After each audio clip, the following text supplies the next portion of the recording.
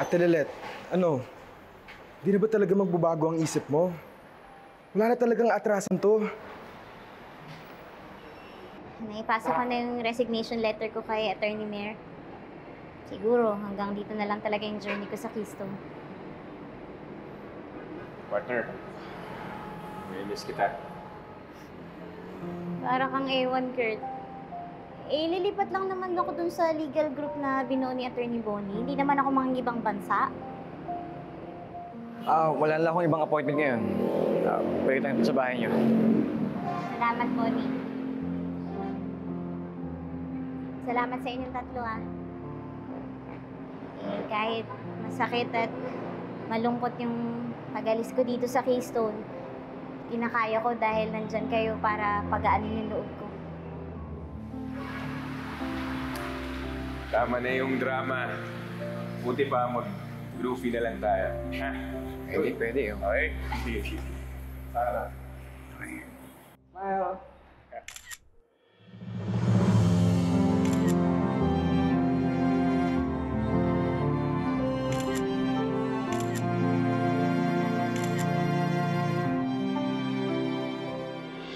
Bakit mo naman hinayaan yung asawa mo? Bakit hindi mo siya pinigilan? Ano ba? Sa tingin mo, papayagan ko yung mangyari? Si Ramir, pinaniwala ako na hindi pa siya magaling. He was just waiting for the perfect opportunity para takasan ako. No. Hindi pwedeng malaman ni Mati at ni Lilet yung totoo.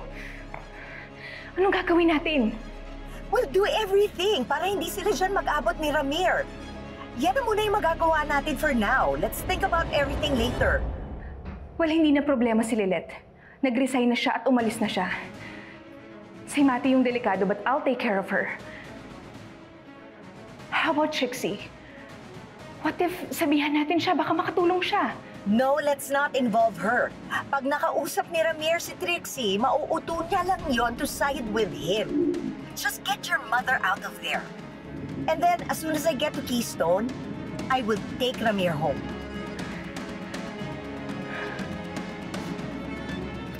Manong, pakibilisan niyo. Ito na ba lahat ng gamit mo? Wala ka na naiwan? Wala na, Bonnie. Partner, ingat kayo. Kita soon. Bye, Ate Lilet.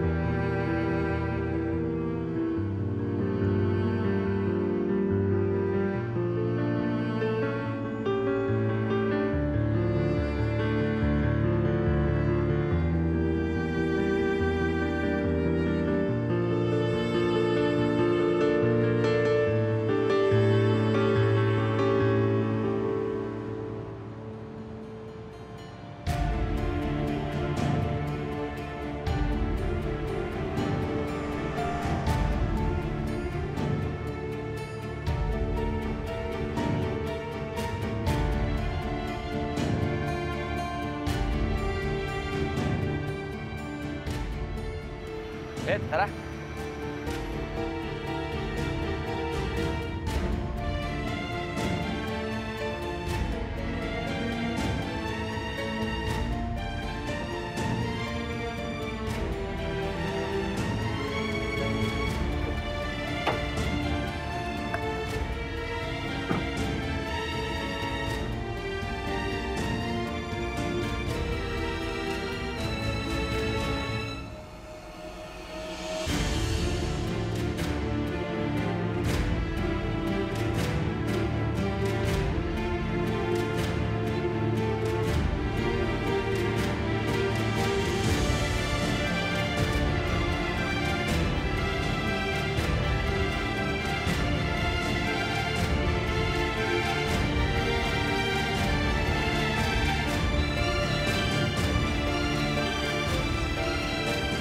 Sandali.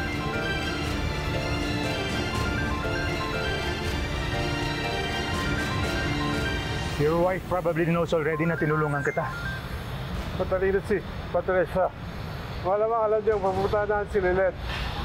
Bilisan na natin.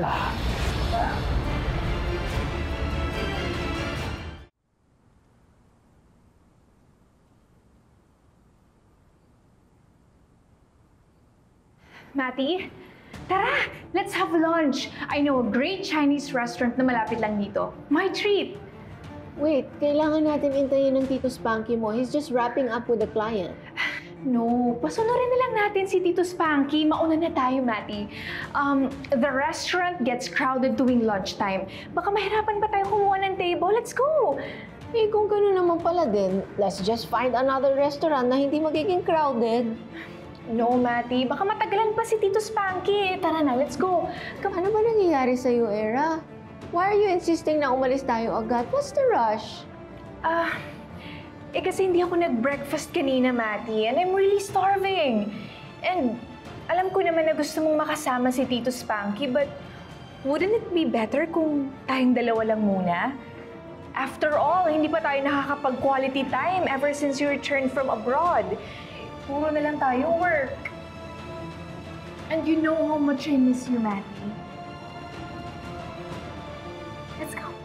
Okay, I'll just text your Tito Spanky na magma-mother-daughter bonding tayo, okay? Okay. Okay, just give me a second, okay? Ano nga ba yung cellphone?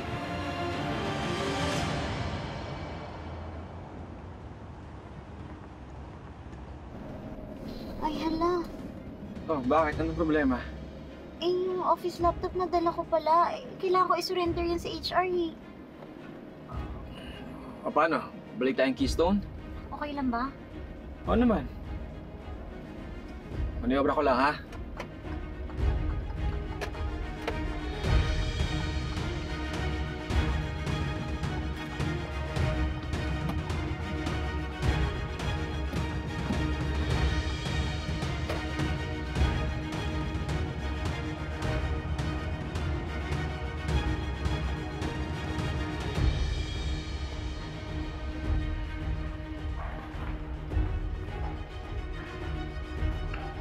Miss, good afternoon. I am attorney Ivan Generoso and this is my client Ramil Engano.